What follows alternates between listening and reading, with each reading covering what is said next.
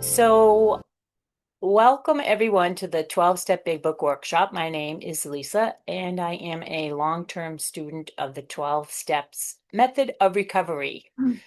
I'm so glad to see everyone. I'm grateful that you will be participating later. And if it's your first time tonight, it's a great day to start your journey. So, the set aside prayer, we want to do this with the intention of having a spiritual intervention, whatever that means to you personally. And we want to have the willingness of an open mind and an open heart, and the gift of receiving it beyond our willingness and consciousness to even having it. So, if you want to join me or say your own or whatever you need, please do. God, please set aside everything I that think I I think I know know about myself, my my will, will, my my need to to, be in control, and you and you as my source of power for for a a new experience with myself, step step one. one, and And especially your power, with the emphasis on your power, for sure. So we're doing a little crossover type of thing tonight. In the understanding of step one, we embarked on a journey beyond the dash in step one. That dash is so notorious. And when I start, I cannot stop. And once I do manage to stop, it becomes nearly impossible to remain stopped. Because an addict has no mental defense against that first use. Therefore, we need a higher power. In step one, Bill's intention was to share insights about the allergy and craving within our bodies, as well as the obsessions and delusions that cloud our minds. He also provided us with his definition of insanity. He said an alcoholic at certain moments lacks the mental defense against that initial drink. We require divine support. And always remember, put in your addiction. If I say alcoholic, it doesn't have to be yours. Bill stated, as for the two of you gentlemen whose stories I have heard, I have no doubt that you were 100% hopeless without divine intervention. People like you are truly heartbreaking. In most instances, there is virtually no other solution, and this information he was giving us was not coming from a religious perspective at all. So again, when I start, I cannot stop. And when I stop, I cannot stay stopped because an addict at certain times will have no effective mental defenses against the first use. We need our higher power to intervene. Bill wanted to be very clear on this. It was his intention in step one to give us this information about the allergy and the craving in the body, and also to give us the information about obsession and delusion in the mind. And lastly, to give us his definition of insanity. So we will explore the best kept secret in the 12-step fellowship, that dash that our life had become unmanageable, in finding out what that means, which is why this is part of step one. So the best kept secret in the rooms, and this is Herb's opinion that I'm conveying, and is that crossing over in step one, that dash that our lives had become unmanageable, in finding out what that means to each of us personally. By the time we have finished, we will see the legitimacy of this take on the approach to step one. You might not see it as we're climbing this mountain right now, but you will see new things. You'll have some new information and you have new experiences that will follow because of that.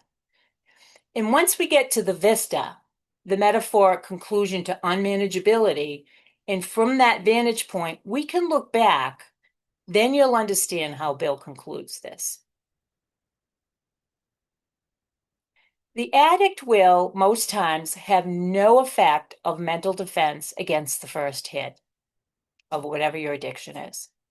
On page 62, Bill ends his discussion on unmanageability by saying, neither could we reduce our self-centeredness much by wishing or trying on our own power.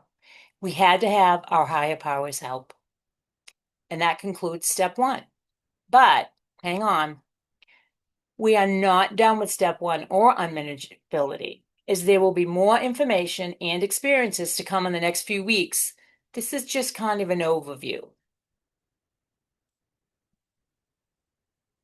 On page 43, Bill concluded that the first half of the first step regarding addiction, he reflects on his realization that his defenses against it would eventually lead him to take another drink. And indeed, that prediction came true, yet all he had learned about alcoholism didn't register with him at the time. He said, I knew from that moment that I had an alcoholic mind. I recognized that willpower and self-knowledge would not assist me during those peculiar mental blank spots. I had never comprehended how someone could feel hopelessly defeated by such a problem. But I understood then, but it was still a crushing blow. He concluded with the passage by saying, it meant I would have to discard several lifelong beliefs. That was not easy, but once I committed to this process, I felt an unusual sense of relief regarding my alcoholic condition, which ultimately proved to be true. Bill concluded on that page that the second half of the first step on unmanageability, and Bill equates unmanageability with the spiritual malady, the cancer of the soul, as that bullseye. The real source of the problem of addiction, and Bill's very clear in various parts of the big book, that liquor is a symptom and bottles are a symbol. So addiction is a symptom of a problem, and the spiritual malady is that problem. The idea of a spiritual malady is central to understanding addiction. A spiritual malady refers to a mental and emotional imbalance that lies at the core of addictive behavior. It is the inner void that people try to fill with things like substances, relationships, compulsive behavioral habits. This manifests in behaviors like resentment, selfishness, fear, and compulsive control. For many of us in recovery, managing this inner state is just as essential as abstaining from substances or process addictions. A good example of a spiritual malady, a feeling that you don't belong. You may feel different from everyone around you in every sense of the word, almost as if you were born on a different planet. This sense of separation or detachment from others can lead to isolation, loneliness, and may leave you feeling desperate to figure out any way to feel better, and that often leads to the more usage. So Bill talks about resentment being the number one offender. He says it destroys more addicts than anything else will. And from it stem all forms of spiritual disease. For we have been not only mentally and physically ill, we have been spiritually sick. Just like the first half of the first step, we have been spiritually sick, but hear this. When the spiritual malady is overcome, we straighten out mentally and physically, which is totally in keeping with how Bill approaches step 10. Bill says after we finish step 9, we have entered the world of the spirit, placed in a position of neutrality in regards to our addiction. But we still won't be cured of our disease. But we will be released from the bondage it holds over us. So we embrace the fourth dimension as a key part of our spiritual journey as we are propelled into the fourth dimension, the realm of the spirit. We orbit around the light by making daily adjustments through step 10 to our behaviors. This involves conducting a spot check inventory whenever we are disturbed. while step 11 encourages us to seek guidance from our higher power to address the unmanageability. Our unmanageable spiritual malady exerts a gravitational pull on us, reminding us that we are not cured, but instead, we are grateful for our daily reprieve. So in step 11, we reflect on our day each night, identifying anything we might have missed during our daytime in the spot check-ins. Step 12 emphasizes the importance of awakening and remaining aware of the current moment and to assist others and to adhere to our principles. This process is pretty straightforward, yet not necessarily easy. It requires a steep price to be paid, and that, namely, is the surrendering of self-centeredness, the core of our spiritual malady and unmanageability. And we embrace a beautiful world through our journey. And what a wonderful world we are entering as we engage in our step work and spiritual awakening. The price we must pay involves consciously letting go of our self-centeredness. We achieve this by surrendering everything to the source of light that guides us all. Bill assures us that there is indeed an unlimited source of light and ultimately enlightenment.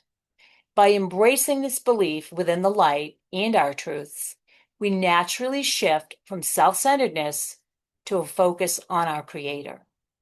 And sometimes that shift we're not even aware of. We wake up one day and realize, wow, we've made this giant leap, and we're not quite sure where or when it happened, but it does happen.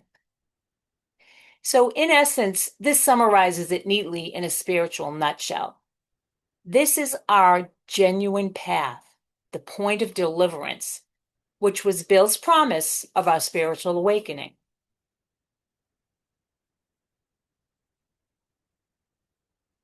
Well, we have to be willing.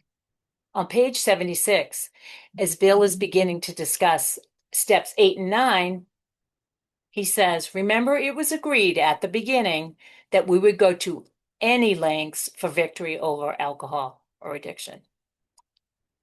Do you guys remember agreeing to do that? At the beginning of step 3, we haven't seen it yet, but it is a question that you have been asked to ask yourself right from the very beginning.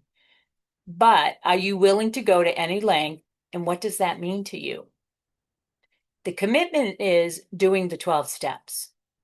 The second half of the first step is that we ask that we be given the strength and direction, just like the 11th step says, by praying for the knowledge of God's will and the power to carry it out.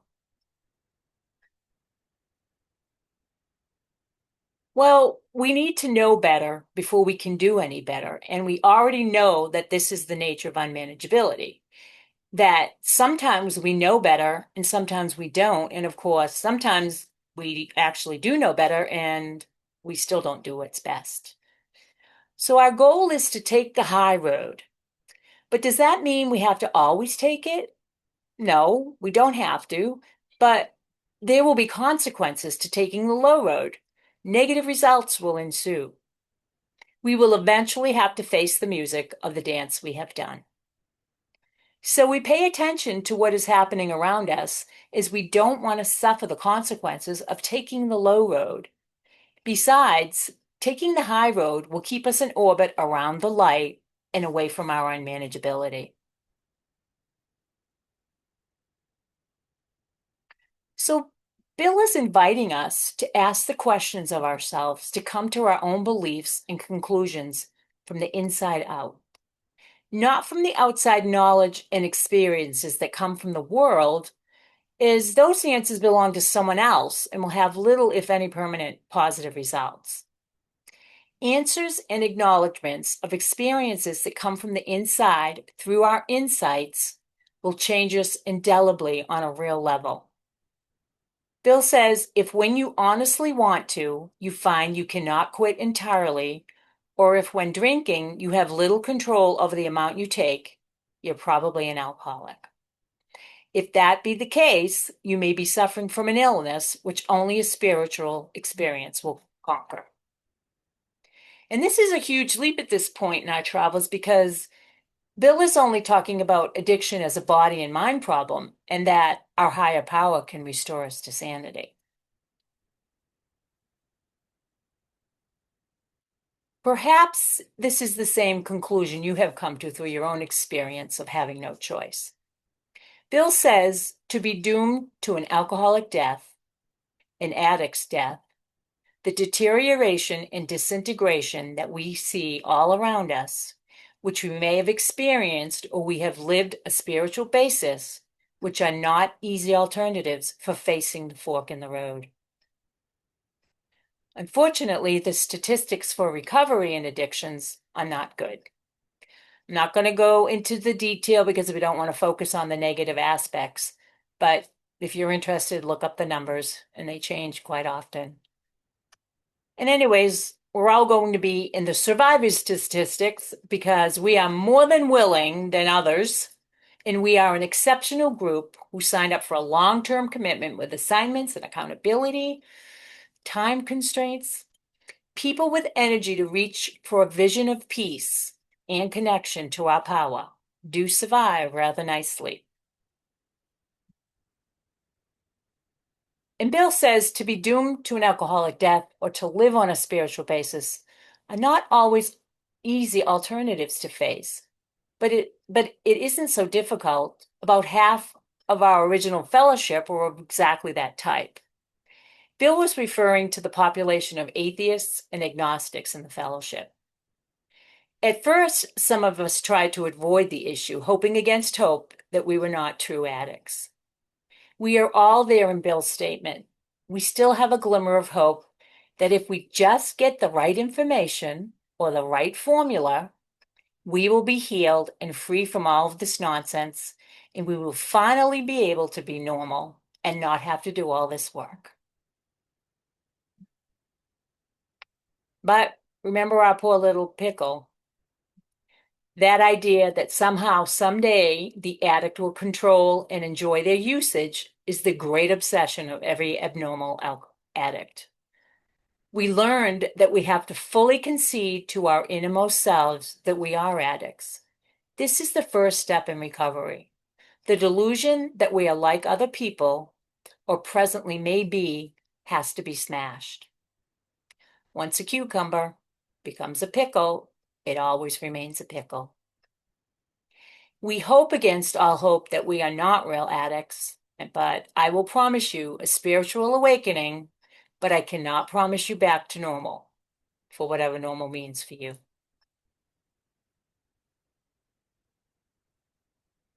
On page 44, Bill says, after a while, we had to face the fact that we must find a spiritual basis in our life, or else.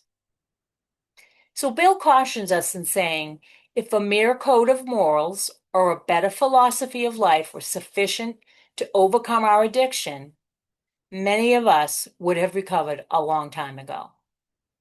But we found that such codes and philosophies did not save us, no matter how much we tried. We could wish to be more normal. We could wish to be philosophically comforted. In fact, we could will these things with all our might, but the needed power isn't there. Bill told us about the fork in the road and that we'll have to choose a direction in order to proceed. And the wrong pick of those two choices could involve death. We can aim to have a spiritually based life that will hopefully be long and prosperous. I see this as a thin layer of morality which can be easily overlooked, suggesting that someone's ethical behavior is not deeply held, but rather a convenient facade adopted for specific situations. Then Bill says, we have found that such codes and philosophies did not save us, no matter how much we tried.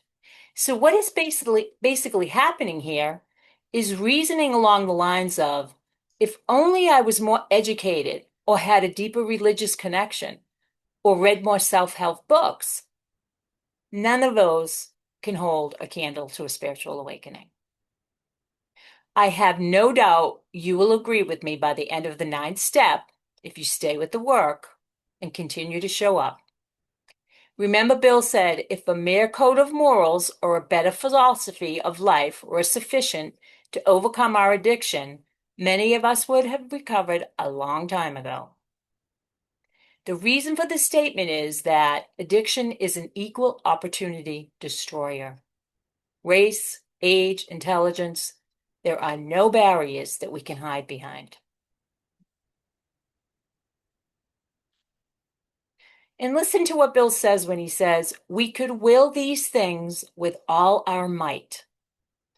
This is Bill's introduction to willpower. He hasn't talked much about willpower, nor does the doctor talk about it in the doctor's opinion. Of course, there are some references to will and willpower and how they contribute to making mistakes, but here, a clear transition. We could will these things with all our might, but the needed power wasn't there. Step one, unmanageability, a lack of willpower to make the proper choice. And now he goes on to recap it with, our human resources, as marshaled by the will, were not sufficient.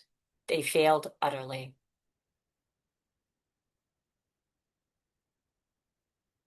I do what I don't want, and I don't do what I want. But I am free, abstinent in my addiction for 6 months, a year, a decade, and I'm behaving poorly, and I'm suffering as a direct result, and so are other people around me. This is the unmanageability. It has nothing to do with addiction because lack of power is the dilemma.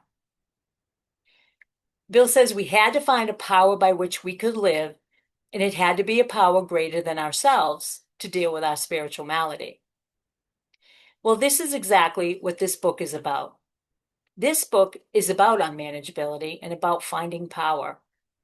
Its main objective is to enable you to find a power greater than yourself, which will solve all of your problems. So Bill is emphasizing the option I have to embrace a power greater than myself, which will solve my problems. He's talking about our spiritual lack problem, not our addiction. He said at the beginning of the paragraph, lack of power is our problem. Lack of power is our dilemma. Lack of power is our dilemma. We do not have an effective power of choice, at least not in regards to our addiction. In Bill talking about unmanageability, the spiritual malady, is a lack of effective willpower, but not about mind or the body, but the function in us that gives us free will. Bill is telling us that we are not free. As we thought about our will, it is not free at all.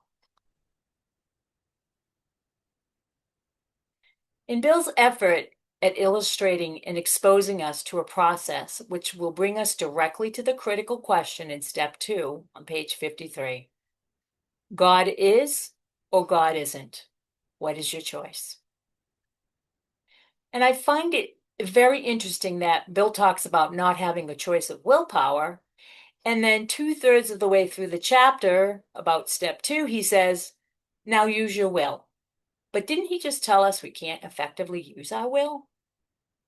Maybe it's a typo. So now he's asking us to use our will. I had to really think about this, and I realized what Bill is saying is that we need to have proper use of our will, which is singularly referring to our choice of choosing or not around a higher power. According to Bill, it is the only choice that is made, and we are given the freedom of our free will to make this very important choice. Our will doesn't have an effect anywhere else that will benefit us properly as it will when we choose to allow the power into our lives. So I hope that clears up a little bit for people about the will, no will, and he says we don't, and then he says we have to choose. Bill really believed that the only use and the only purpose of the will was to put it in place when choosing a higher power or not, and the rest didn't matter. So it's my will concerning my life, my addiction, my unmanageability is not positively effective.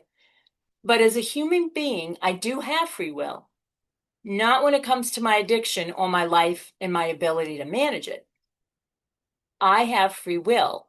I have to decide if there is a God or no God, which is what Bill says on page 53. The choice to decide on a higher power is or isn't is what Bill is referring to as our proper use of our will when he talks about it on page 85. Bill says at the end of the 10th step, the proper use of the mind is to create a vision of our higher power's will for us.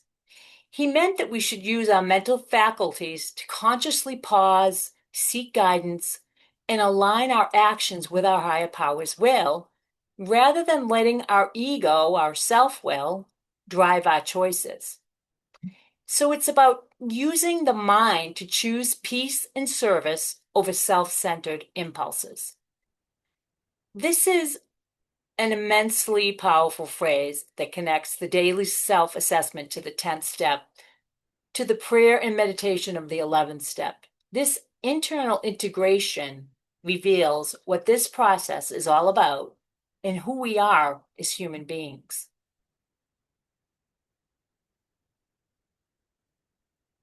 On page 52, it reads, we had to ask ourselves why we shouldn't apply to our human problems on manageability this same readiness to change my point of view.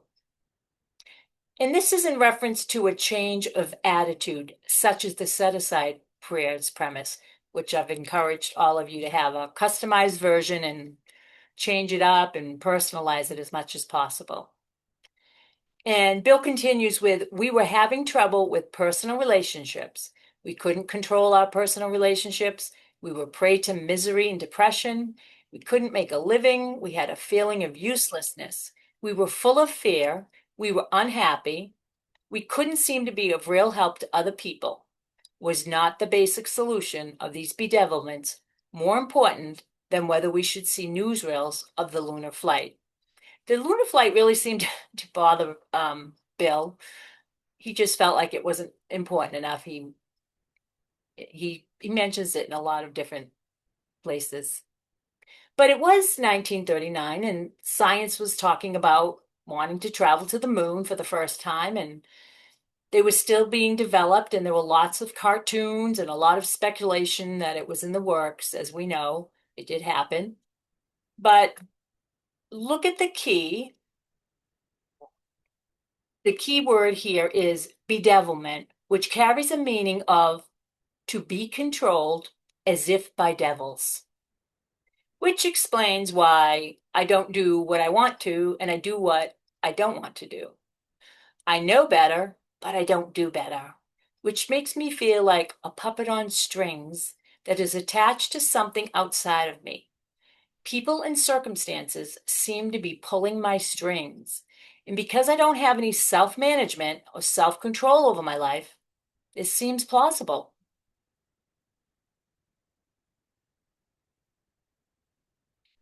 So, years after being in recovery, I was slammed with the awareness and truth that I am 100% responsible for my thoughts, feelings, and actions. And most importantly, my behaviors in life. Then I took direction from Herb when he said to take this same paragraph on page 52, second full paragraph down, and mark it with personal pronouns in the present tense because it's not personal and it is written in past tense. We need this to be right now, so I followed his direction and changed it, as you can see on the screen. It makes such a difference to read it when you add it to the new words. It's unbelievable. So the top picture is out of the book, literally. In the bottom, I just typed it up as how you would read it when you change it.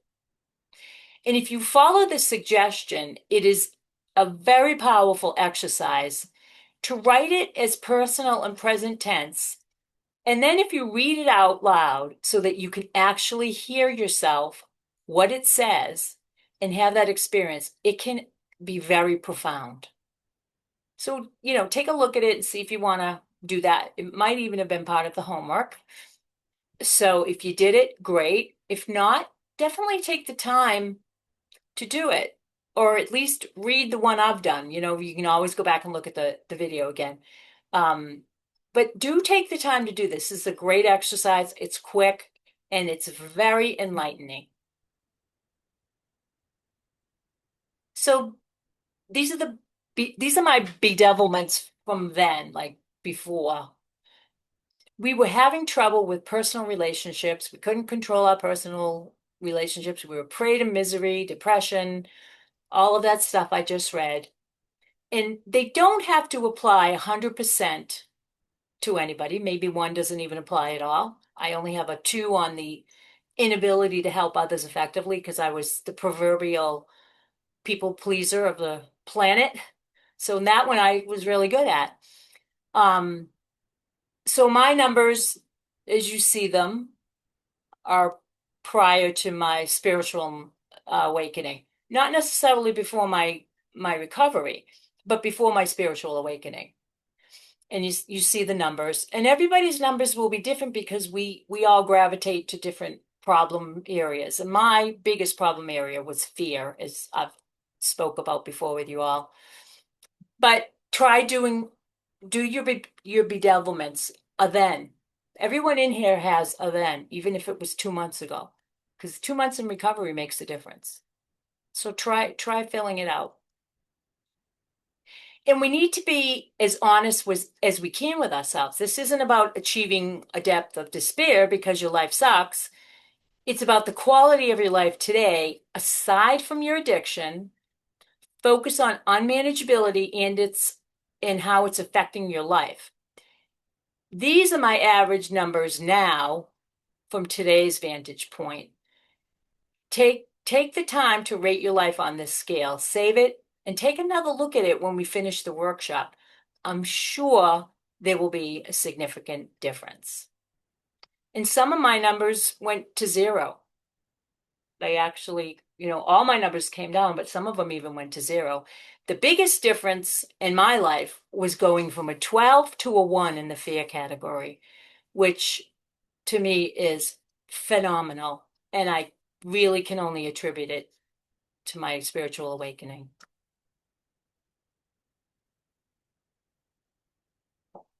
In regard to unmanageability, Bill says, neither could we reduce our self-centeredness much by wishing or trying on our own power. We don't have the power of choice to manage our will because on our own power, our will always choose us. My will is driven by self-interest, pride, and the desire to control situations. When faced with a crisis or temptation, your own power will always choose what feels easiest, most comfortable, or familiar, rather than what is actually best for us. That's what's meant by my self-will always choose me. This is our instinct. We're wired this way from birth, and we use it as a functioning, all right, a survival mechanism. Our instincts are geared to take care of us when we live with addiction. It becomes dysfunction on steroids, which leads to Bill saying, an addict is an extreme example of self-will run riot. And not only do we differ from one another and embody our humanity through our physical form, but this aspect alone does not set us apart from a plant, a diamond, or a horse. All of us possess materiality. A diamond is inert and lacks the consciousness that we possess. While a plant exhibits a form of vegetative consciousness, albeit a stretch, it does possess a life force that enables growth. And we could contrast it with a horse. It distinguishes itself from a plant by its ability to move and learn. A plant embodies a fundamental physiology of growth, whereas a horse has the capacity for genuine emotions. All mammals in general experience emotions. In humans, the instinct tied to our physical body is regulated by the brain stem, which is one of our 3 brains. This initial brain, located at the top of our spinal cord, governs our instincts and is the first to develop within us. Over countless years, the part of us identified as emotions, often referred to as the limbic system, has emerged as a product of our physical being. Emotions are instinctual and blind responses related to survival, encompassing feelings like anger, fear, and the fight or flight or freeze responses. Dishonesty, often seen as a form of camouflage and or manipulation in humans, can manifest both consciously or unconsciously. What distinctly sets us apart as humans, unlike horses, monkeys, or whales, is our ability to think and utilize our minds.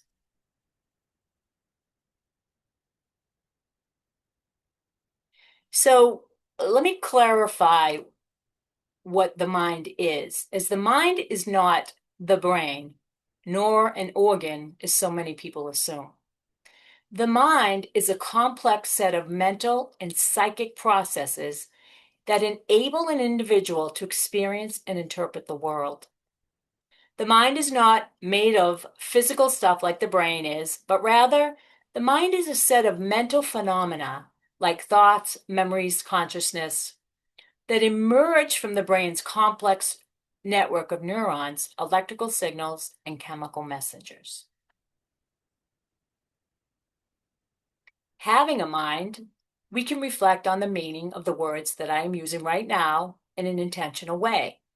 No other being can speak. We have language in order to be able to communicate, but the real function that makes us specifically human is that we have free will. We have the ability to make the choices.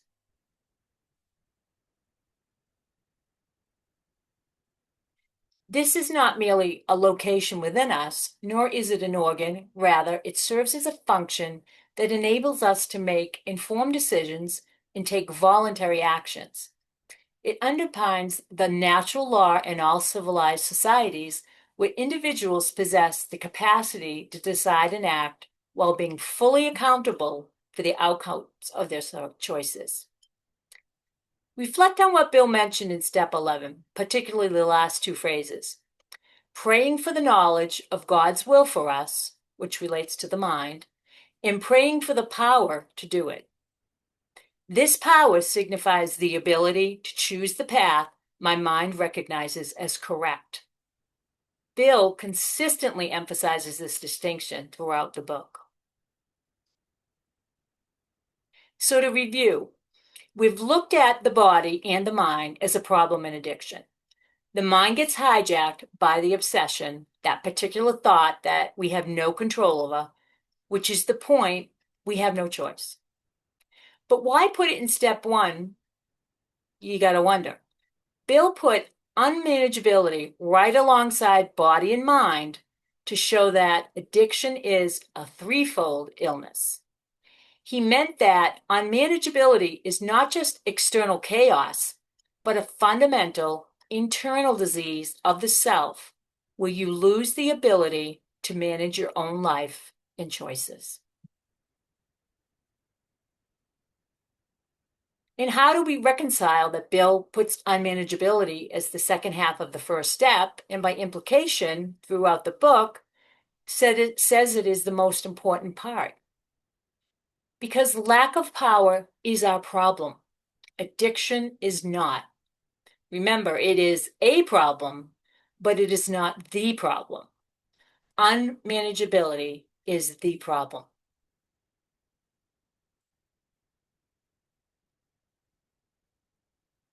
And addiction is the problem of the body and the mind and the source of the spiritual malady. So we looked deeply at the body and the mind as a problem in addiction. The mind gets hijacked by the obsession, a thought over which we have no control. That's the whole point of no choice. Our minds get hijacked because of our obsession, and we have no control or choice.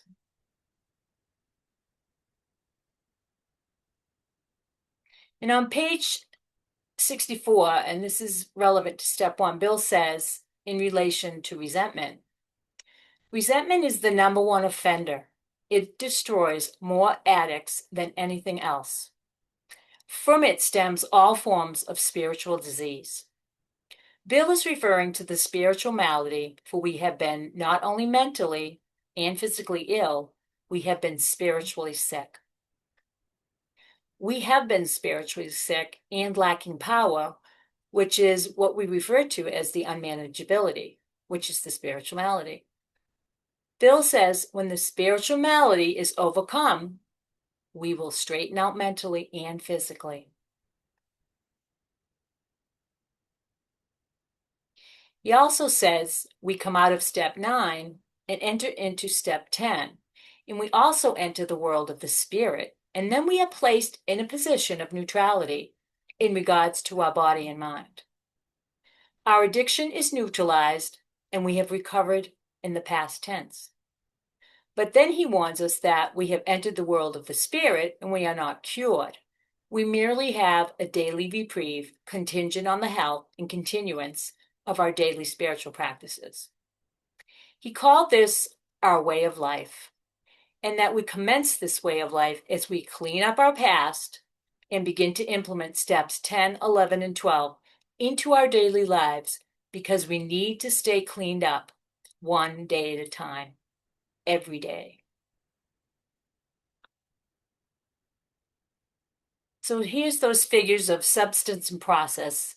We've seen them before. They're professional terms used to distinguish between different kinds of addictions. There is no substance involved in a bunch of addictions like pornography, gambling, workaholism, love addiction, overspending, and more. It's just, those are process.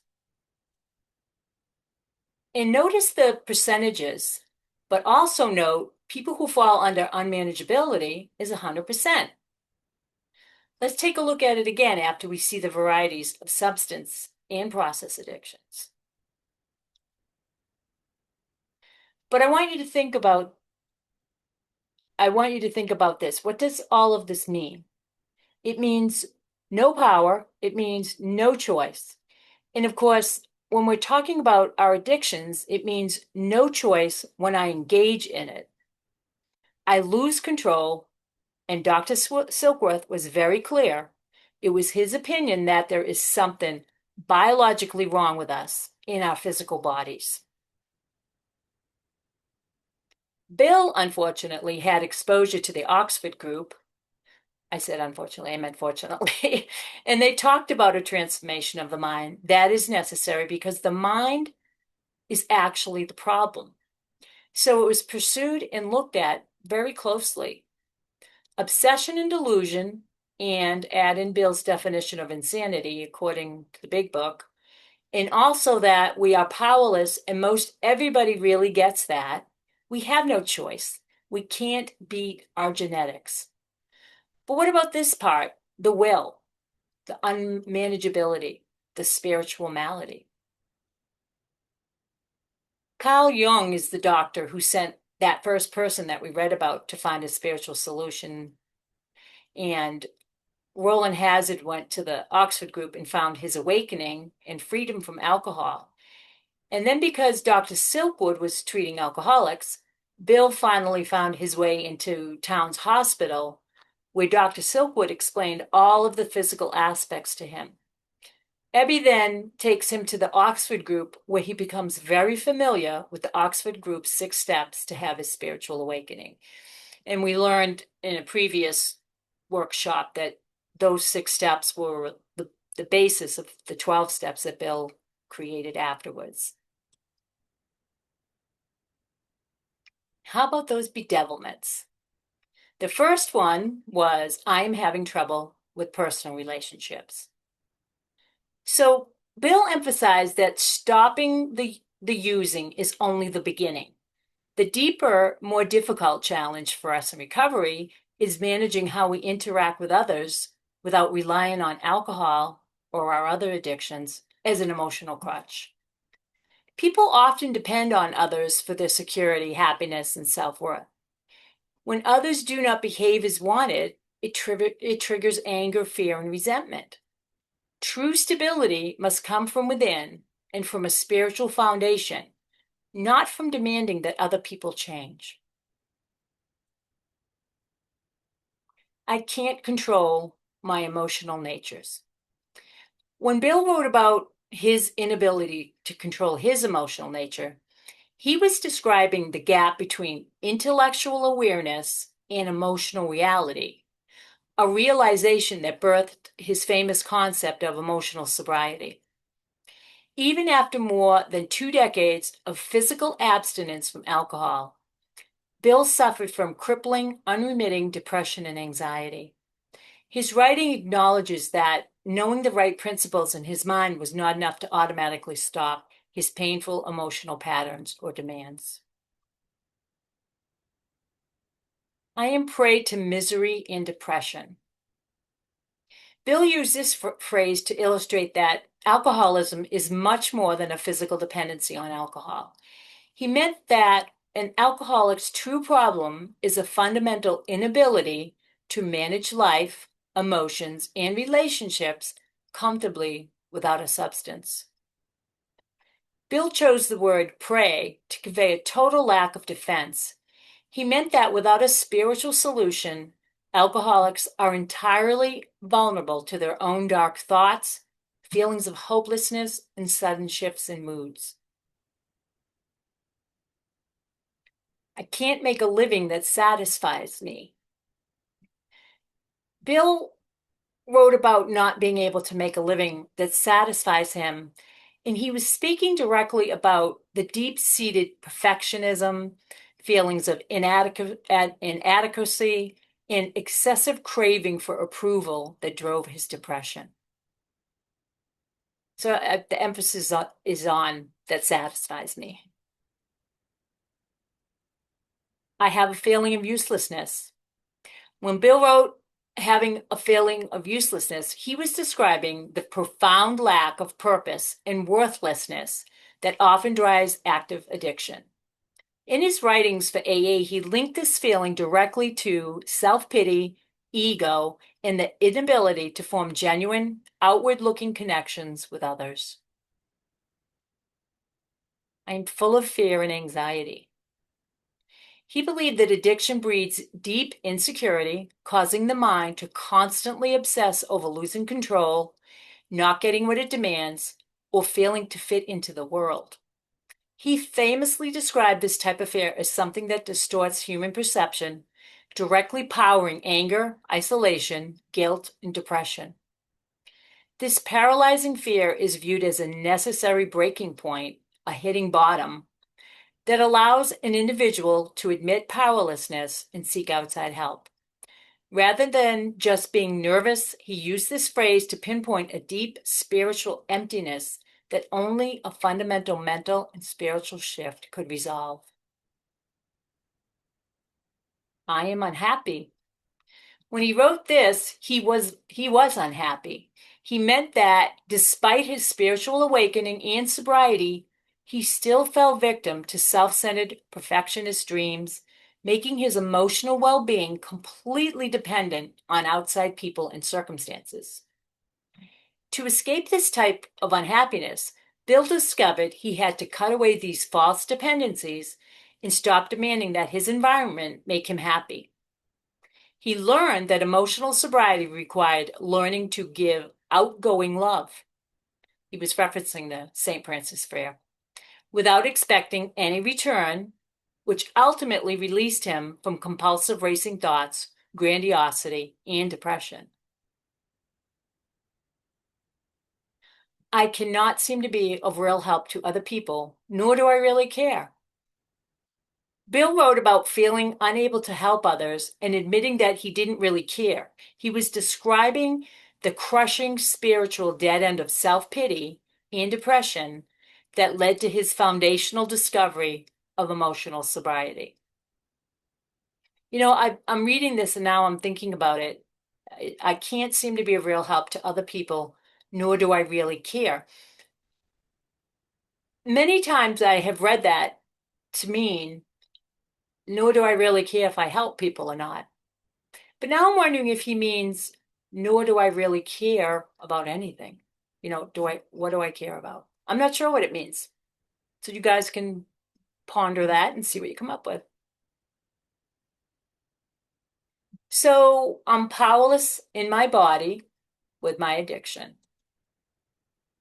Powerless in my mind with my addiction as part of the obsession, the real key to understanding. No choice. We have no choice, but here we are in a position of neutrality after finishing the steps and practicing 10, 11, and 12. And remember, Bill says we are not cured, we have a daily reprieve. Now take a look at what's on the screen. See selfishness and self-centeredness as the bullseye heart of the matter? That's Bill's belief. The first requirement is that we be convinced that any life run on self-will can hardly be a success. Restless, irritable, and discontent, and I am abstinent, but I am miserable. Page 60. On that basis, we are almost always in collision with something or somebody, circumstances, and people. We have been in our own delusional world because we don't know yet that our motives are corrupt. Most people are built on self-reliance. We are like an actor who wants to run the whole production, always trying to arrange the lights, the choreography, the scenery, and the rest of the players. If his arrangements would only stay put, if only people would do as I wished, the show would be great. Everybody, including myself, would be pleased. Life would be wonderful. In trying to make these arrangements, our actor may sometimes be quite virtuous, may be kind, considerate, patient, generous, even modest, and self-sacrificing. Kind of sounds like Mother Teresa. On the other hand, she may be mean, egotistical, selfish, or dishonest. Basically, the devil. Can you hear the control and manipulation in that statement? I will be nice to you as long as you do what I expect you to do.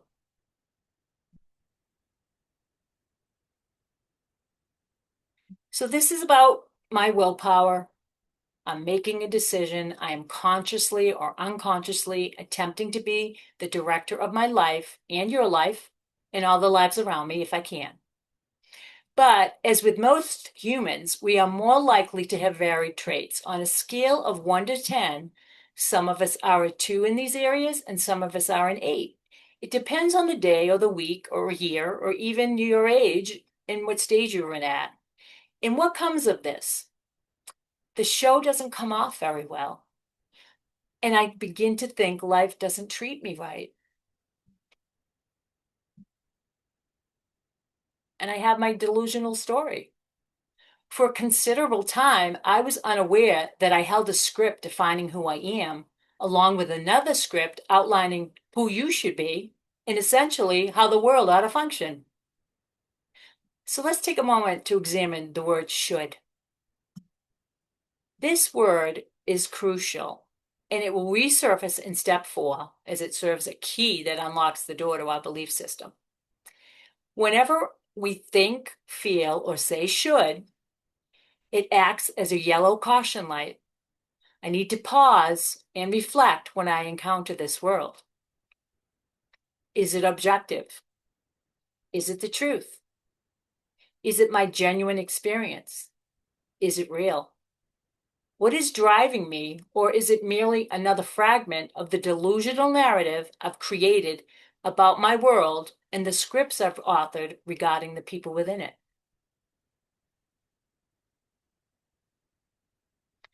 When we confront our feelings of powerlessness and lack of choice, we begin to examine the resentments that eats away at our soul. This fear drives us, while dishonesty hides our true selves, stemming from a conscious or unconscious dread of being exposed for who we truly are. Often, this fear is amplified by our misconceptions about our shortcomings, or conversely, an inflated sense of grandiosity. This journey of discovering the who I am through the 12 steps is truly remarkable. It has proven to be more therapeutic than any therapy I have ever experienced. Steps 4 and 5 will delve deep into the root causes of the issues that have been manifesting throughout our lives. And I can't wait to get there. So, Carl Jung famously remarked, until you make the unconscious conscious, it will direct your life and you will call it fate. By bringing unconscious thoughts into the light, we empower ourselves to change them, breaking free from cycles that may otherwise feel predetermined. It's crucial to take ownership of our lives instead of attributing everything to external factors. Navigating the ups and downs of life becomes easier when we align ourselves with the deeper currents of our own psyche. Jung's quote serves as a profound reminder of the significance of self-awareness and personal accountability in shaping our destinies. His insights underscore the necessity of understanding the unconscious mind, which, if left unchecked, can dictate our fate. Some people may find themselves in a consistent role of victimhood, feeling to take responsibility for their lives in the present day. While it is true that many have endured horrific experiences, especially from those who were meant to love and support them, it's extremely unfortunate. Herb advised me that once individuals have reached adulthood, he compassionately asserts, I tell them, deal with it. Literally, that's what he said, deal with it. This means recognizing that the burden shifts. It is no longer somebody else's responsibility, but yours. When you attain emotional maturity, you must accept full responsibility for the life you are leading today. More will be revealed when we reach step 4.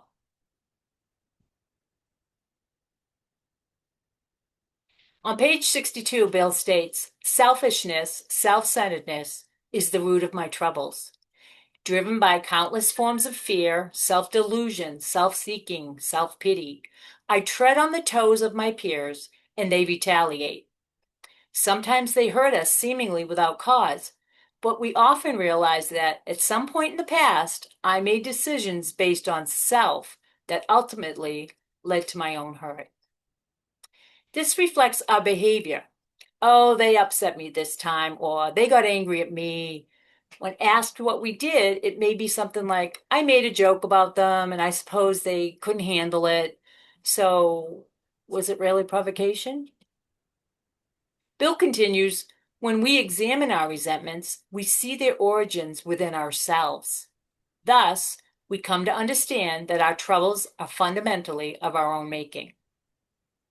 That's the good news, but it is also the bad news. It's good news because if we are the cause, we have access to the power to make different choices, allowing the troubles to fade away. This realization is significant, and it's a turning point in step 3. The bad news? Unmanageability is a common human condition. It reflects a spiritual malady stemming from inherent self-centeredness. As addicts, we tend to be wired to exhibit more selfishness than most other people. Above everything, Bill says, we must be rid of the selfishness. We must, or it kills us. And what Bill is saying is that I am powerless, therefore I need God to get rid of this selfishness, and there often seems no way of entirely getting rid of self-centeredness without our higher power aid. He said, neither could we reduce our self-centeredness much by wishing it away or trying on our own power. Our own power, the deficiency of our will, because my will always choose me on its own power.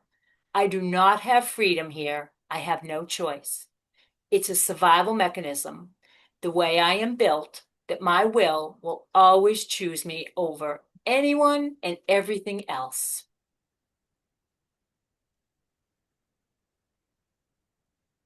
And We are not God. We are not the center of the universe, but we are the center of our universes, and we make decisions based on self, with which go across the life force and across general principles, spiritual principles. And we are taking care of ourselves by our efforts at self will. And the whole point of step 3 is to turn my will and my life to be in alignment with the flow of the life force.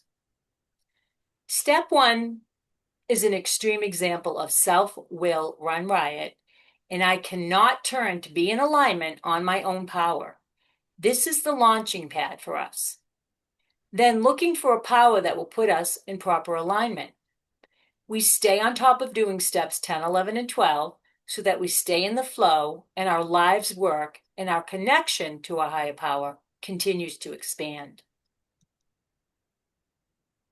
And this is how Bill ends step 1 on page 43. The alcoholic at certain times has no effect on mental defense against that first drink. And again, he's not talking about willpower or unmanageability. He's talking about addiction. Except in a few rare cases, neither he nor any other human being can provide such defense. His defense must come from a higher power. And also on page 62, he says, we had to have God's help.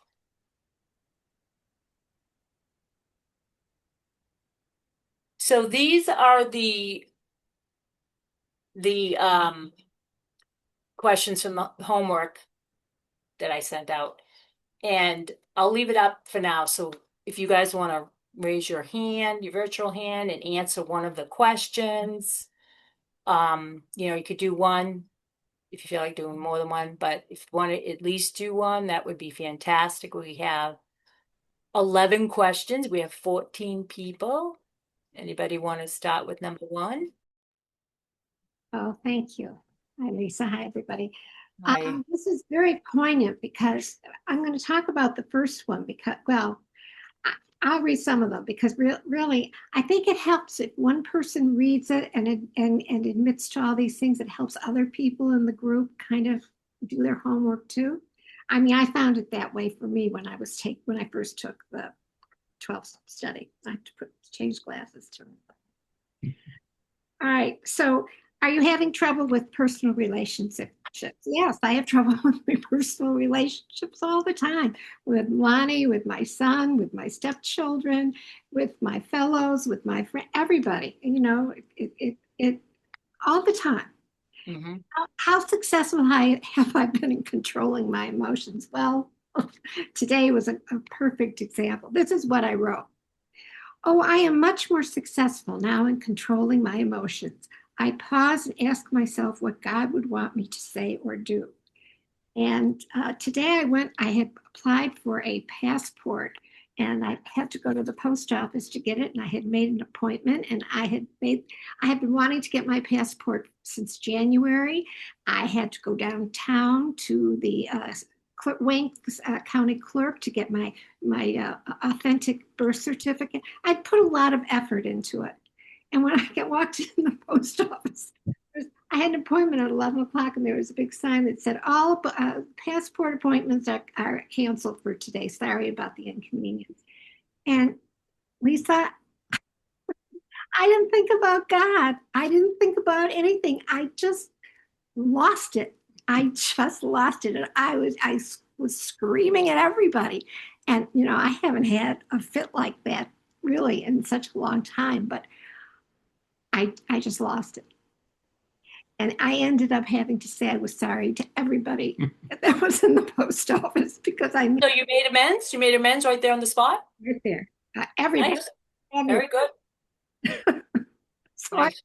I just wanted to point that out because, I know that what does supporting myself look like? I was very poor at supporting myself. Do I experience fear and anxiety? Sure, I do. I experience fear and anxiety every single day, but I also experience joy and love every day too. So, these things are how often do I experience joy or happiness every day? Um, Am I willing to support or assist others in need? Yes, since I joined FA, I'm very good about sponsoring and about doing things to help the, my fellows. But so yes, before program, and I've been in program for 13 years, but until that time, I was completely self-centered, and I just didn't know what I didn't know. And I just didn't realize that, I didn't realize my unmanageability. I didn't realize that I was having so much trouble. I just didn't know it. And once you know it, and you can do something about it, it's great because it really helps you lead a more serene life. Mm-hmm. So I just wanted to, that's what I wanted to say. I'm sorry. Well, I don't, it's sort of funny. Do I have trouble with personal relationships? With my children, yes.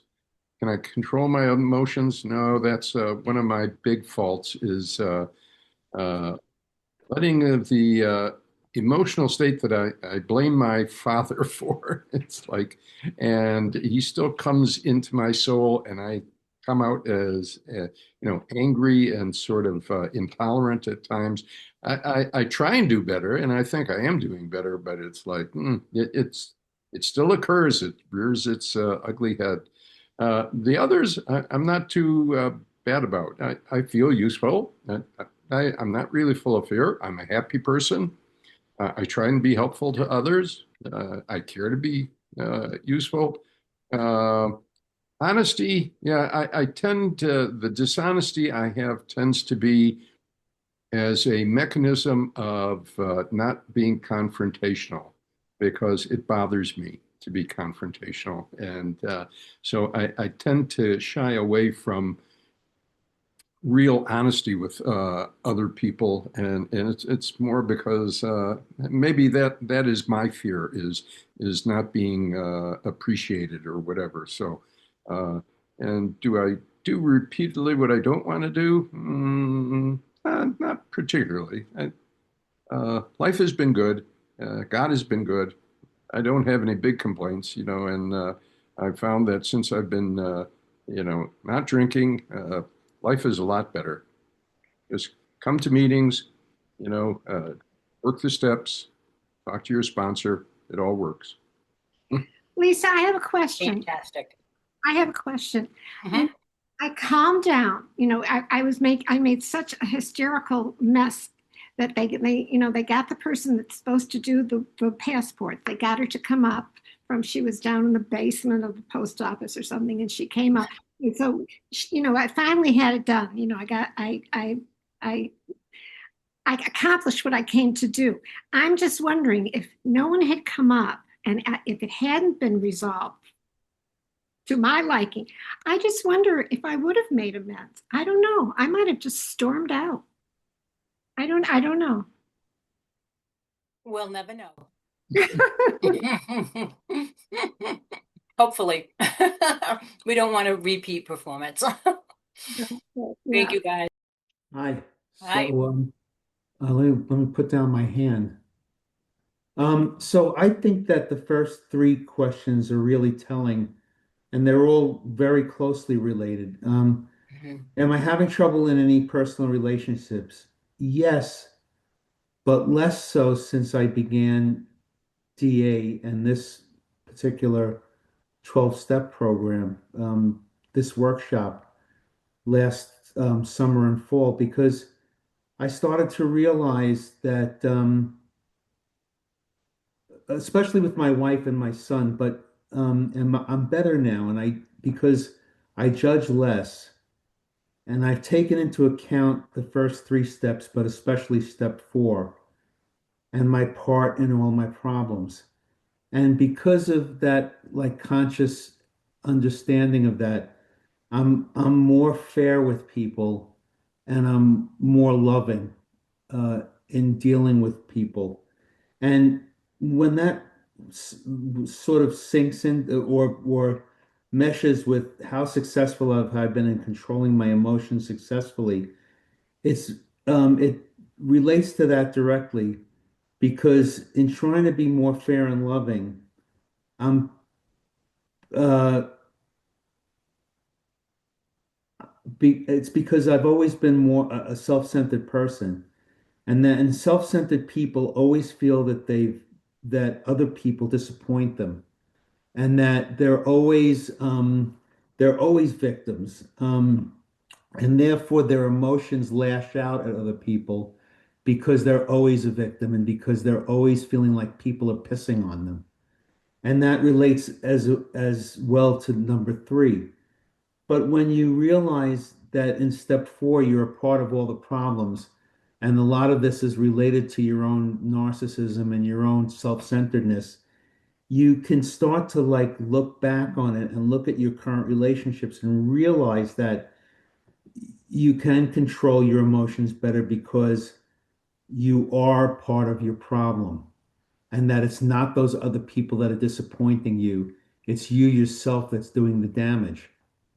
And um, and it actually helps in that you start to or maybe I start to experience a little bit more satisfaction from my way of living because I'm actually living with less judgment and less anxiety about other people and less anger at other people, and then less anger at myself because I have nobody to blame, and I feel better about the world around me.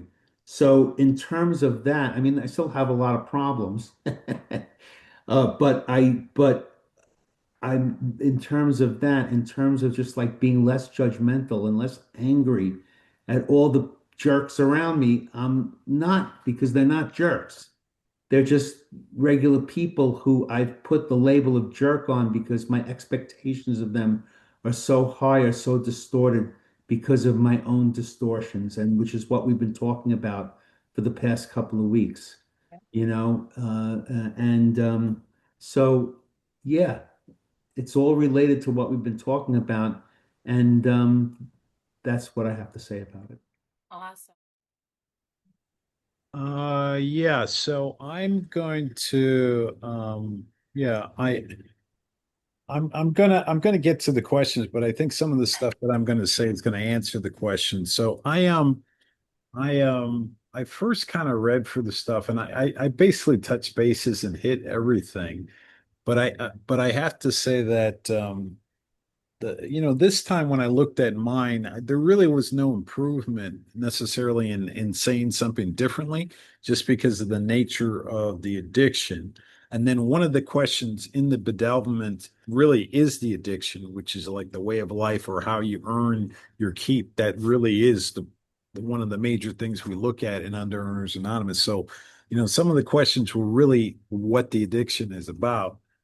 So some of that stuff really didn't change, but some of the stuff that really sort of was highlighting was, and it's kind of weird because like it's very easy. I can see God with 6 and 7 with some of my other addictions throughout the day, but just going through this again, I can see how that addiction sometimes in my mind still, having done a lot of work over the last 3 years on it consistently.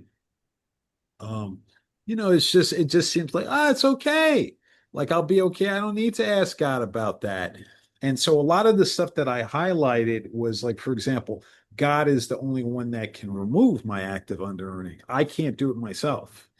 You know what I mean? Like, so that's one of the things, and then that, and some of the other stuff that kind of came up, but it isn't so difficult. Like that line, it isn't so difficult if I get back to God. Me trying to do it myself, it's not happening.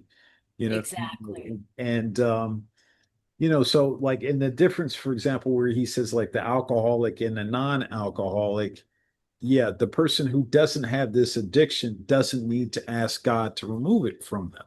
You know what I'm saying? So like if when I'm comparing myself, which sometimes I do with the different businesses I'm attempting to do, or really it's essentially different businesses, just the way it is. But I'm comparing myself to people who don't have my addiction. So if I'm looking at like why is he so successful? He's making this money or so forth. So it's just not fair to me. And then it engenders sort of like really what's in the bedevilments. And so some of the other stuff, like in the preceding chapters, you have learned something about alcohol. I've learned something of my condition, but the default of comparing myself to others is not very helpful if they don't have the addiction. Um, and then things like is not our age characterized by the ease with which we discard old ideas for new, by the complete readiness with which we throw away the theory or gadget which does not work for something new which does? I do that, but then I forget. I forget very, very easily. I forget during the day. I'll Hmm. forget within a couple hours, and I'll be like, oh, this behavior is okay. And it's not intentional. It just, like comes. Um, and we had to find a power by which we could live, and it had to be a power greater than ourselves. And that kind of stuff, was just kind of knocking me upside the head. Just a couple more of those, and then I'll actually get to the questions. Let me see. I'm sorry. Yeah. Yeah, we couldn't control our emotional natures. No, when I'm actively, which, like in my situation, like an incremental recovery. Like yesterday was like a really great day. And can we turn off the recording action? Yeah, hold on. So, Where is it?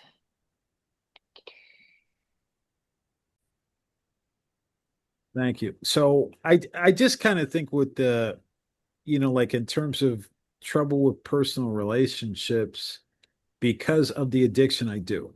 Can I control my emotions? I can control my emotions because of my other recovery, not because I'm completely free from this addiction. I can be prey to misery and depression. Um, do I receive satisfaction from my way of life? Not from the addiction, not from being active in the addiction, from my other recovery, like I feel happy for myself, but uh, like I can't really say that. Can I be self-supporting? That's a tough one just because of the nature of the addiction. I'm But not, that's they're talking about emotional support, not financial. but still, Yeah. yes, but still, I can't really say that. Do I feel useful? Yes, I do. I feel useful talking to new people. And that's one of the added things that I really, really did. I ran a step study over the last 7 days. And that was really, so I had like a double whammy, like a really profound breakthroughs, like every day. And so I can be useful even though I still am quote unquote not completely recovered. Do I really care to be useful? Yes, I care to be useful. So it's like kind of like a 50-50 thing. And actually I'll wrap up on this because I sometimes I don't see this stuff. I think the first time we did this one, and I was also working on this addiction, I think my answer was probably yes to everything here, but I don't feel the same way. And this is a year later, and I took up a lot of your time, so I'll leave it I there. don't know. And yeah, you have done a lot of work. You've come a long way.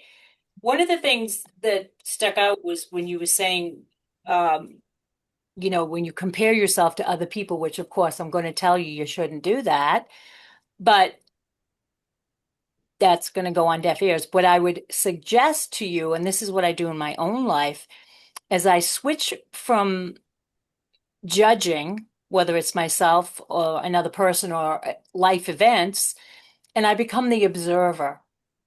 Because when we become the observer, we put aside all of that negativity about ourselves or others or whatever it's attached to.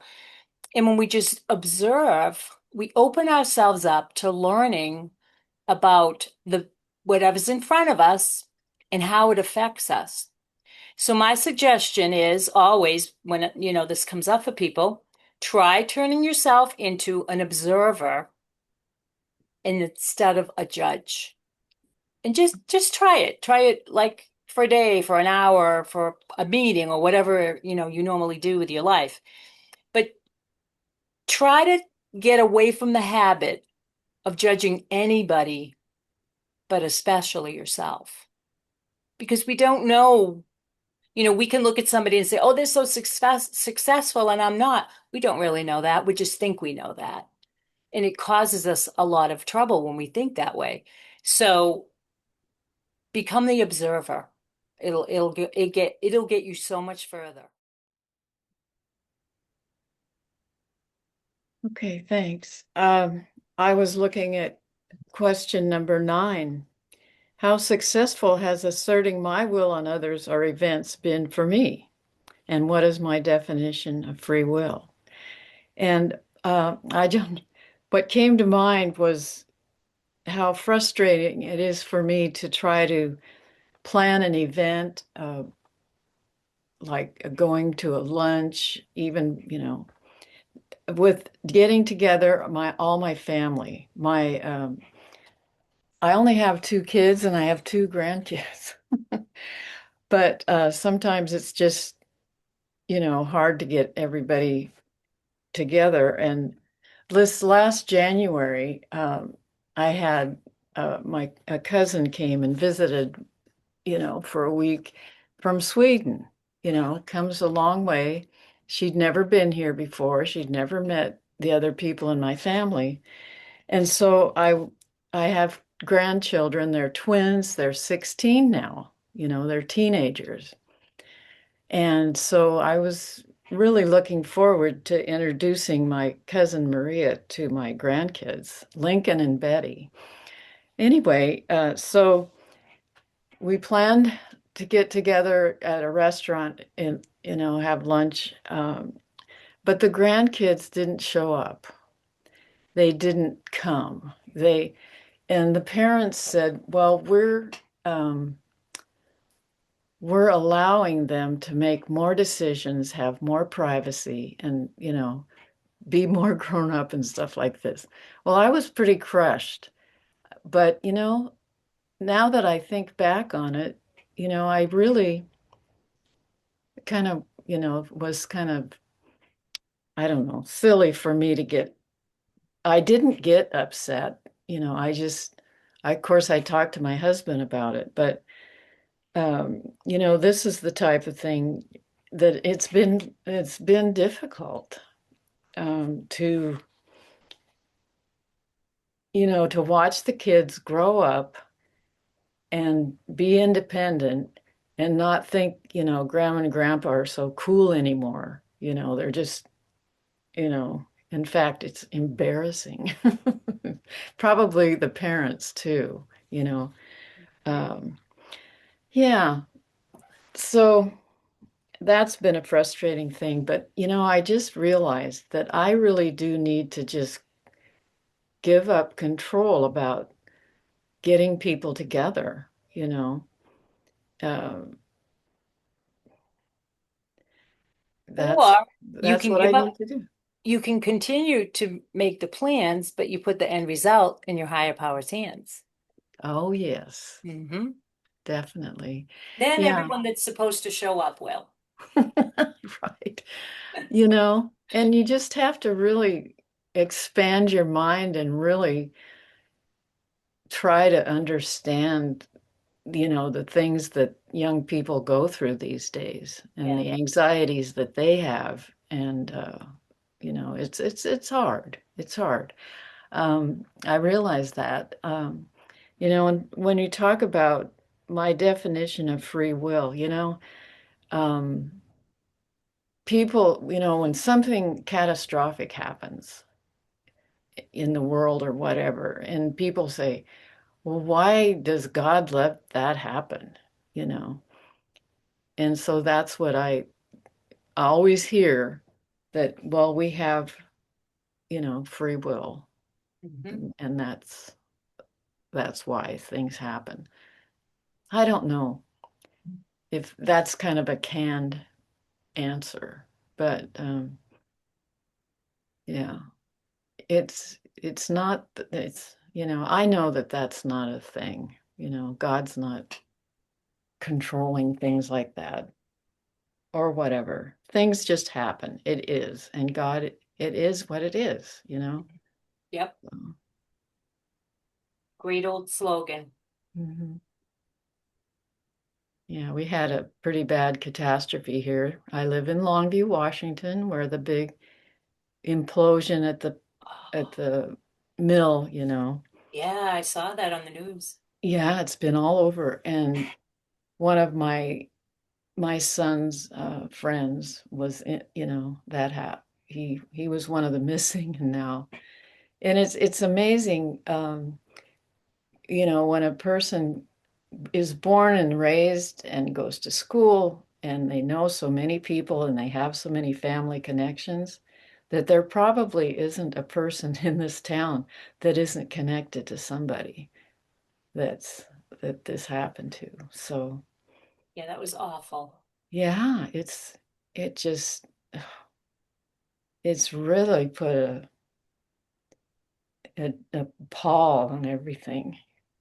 So, but anyway, that's yeah, kind of outside issue, but whatever. That's what's on my mind. So thanks for listening.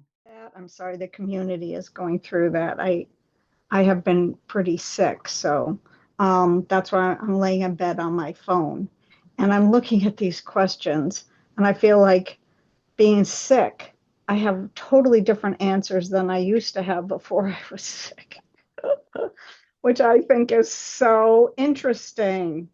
And it's telling my defenses are down, I guess. Mhm. I guess that's what's going on. And I am so, I think I'm depressed. I think I'm questioning, do I call the doctor? Should I wait another day? You know, I have a fever, but I don't know if it's important enough to call.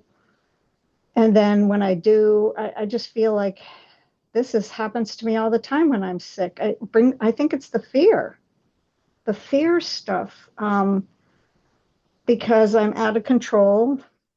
Um, and I was thinking, because I'm sick, do I repeatedly do what I really don't want to do? And I thought, well, you know, I exercise every day. I don't really want to do that, but it makes me feel good. And when I That's a do, good one to give up, yeah, Jill. Yeah, give up that one. I, Exercise.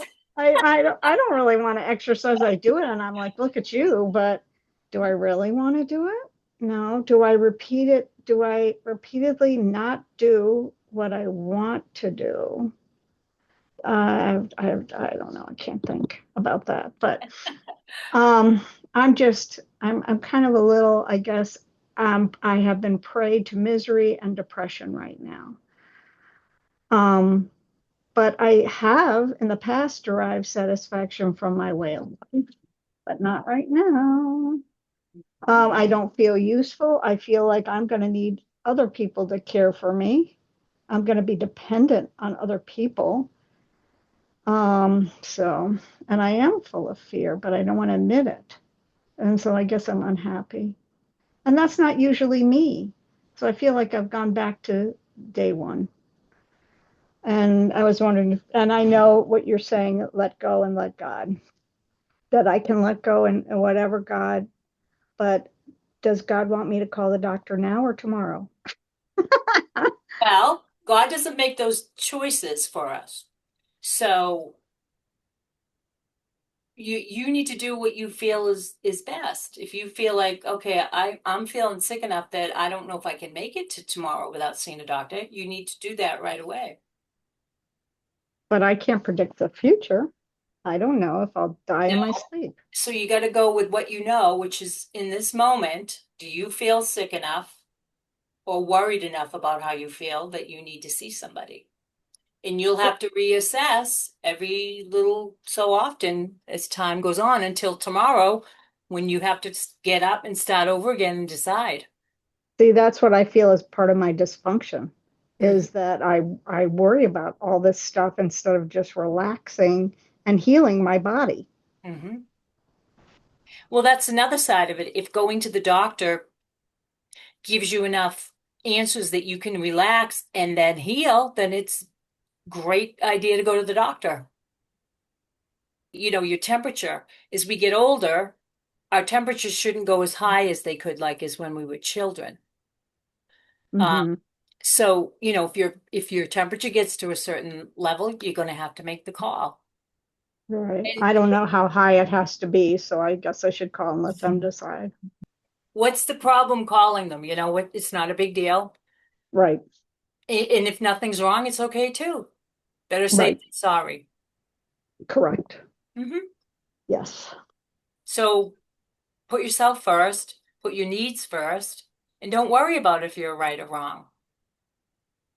Yeah. It's not important. What's important is that you get some sense of relief regarding how you're feeling. So is there an addiction for people who perseverate on things like this? Probably. Don't go to a new meeting though. Whatever, Yeah. whatever addiction it might be, it's still the 12 steps. So you're in the right place no matter what the addiction name is. Okay. Okay. Thank you. You're welcome. And I hope you I'll feel pass better. there. Thanks, Jill. Would anyone like to answer any of the 12? I didn't number one of them. 12 questions are. So the purpose of these questions is Bill wants you to really look at these and start getting used to seeing things differently than we've always seen them. Um, some people read this list and it's the first time they have even taken the time to stop and look at their personal relationships, see if there's a problem. You know, so it's giving us the knowledge and it's giving us the thought, the food for thought to really look at these. And it also tells us where we're at in our life or in our recovery or in our travels. Maybe we wanted to be further along than this. And if we did, then we have to take a better look at these and address the issues that we have around them. So everyone that read some off, you all passed the test. And the test that you passed is that you're all human. None of these mean much more than that. We all, as human beings, experience these feelings from time to time. Sometimes in the beginning of recovery, we feel them daily. We run through all we run this whole gamut. And as we recover, we tend to feel these less and less. So these are kind of an indicator of where we're at in our recovery and the effort that we're putting into it. So if we're doing a great job and we're seeing some of these go away and not really bother us, but then we hit a patch where we feel them creeping back in, we want to nip that in the bud and do the program better or do the program more or do the program more consistently or whatever we're doing that's not being effective. Maybe we're distracted. Whatever it is, we want to get to the bottom of it because it's a good indicator of where we're headed.